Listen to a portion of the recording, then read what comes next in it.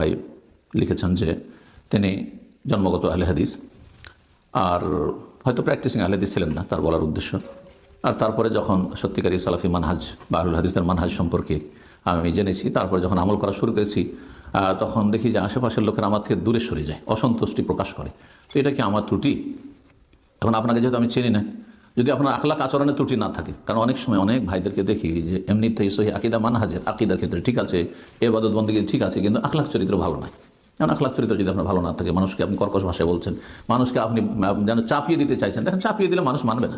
মানুষের অন্তরকে ফিরাবার চেষ্টা করতে হবে। মানুষের শরীরের উপরে নেতৃত্ব দেওয়া যায় না যদি অন্তরকে জয় না করতে পারেন। সুতরাং আপনাকে আকৃষ্ট করার চেষ্টা করতে হবে। এখন আপনার যদি আচার আচরণ তাদের সাথে কোনো কষ্টদায়ক না হয়, তাদের খারাপ আচরণ করেননি, কষ্ট দেননি, তারপরে শুধু সহি আকিদা মানহাজের আমল করার কথা বলছেন, সেই জন্য অসন্তুষ্ট, তাহলে সেটা আপনার ত্রুটি নয়। উদাহরণ দিলে এগুলো আমরা ভুক্তভোগী। কিন্তু আমাদের আহলেদের সমাজে অধিকাংশ বাড়ি ঘরে ওইভাবে পর্দা নেই, হেজাব নেই। গ্রামের লোকের জন্য পর্দা নেই, আত্মীয় স্বজন, চাচাতো ভাই, মামাতো ভাই পর্দা নেই, হয়তো বাড়ির ভিতরে ঢুকে গেলে পর্দা নেই, শুধু বাইরের লোকের রাস্তায় গেলে হয়তো বোরকা পড়ছে, সেটাও অনেক সময় নেই। তো এখন আপনি যখন শক্তভাবে আপনি প্র্যাকটিসিং আপনি সালাফি হবেন যে না, আমার বাড়িতে কাউকে ঢুকতে দেবো না, আমি কারো বাড়িতে ঢুকবো না, আমি কোনো মেয়ের সাথে কথা বলবো না, তখন বলি এই চরমপন্থী হয়ে গেছে। তখন আপনার সাথে খারাপ আচরণ করবে বা আপনাকে পছন্দ করবে না, এটা স্বাভাবিক।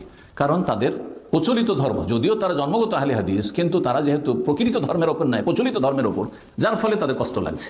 এটা যদি হয় তাহলে আপনার দোষ না।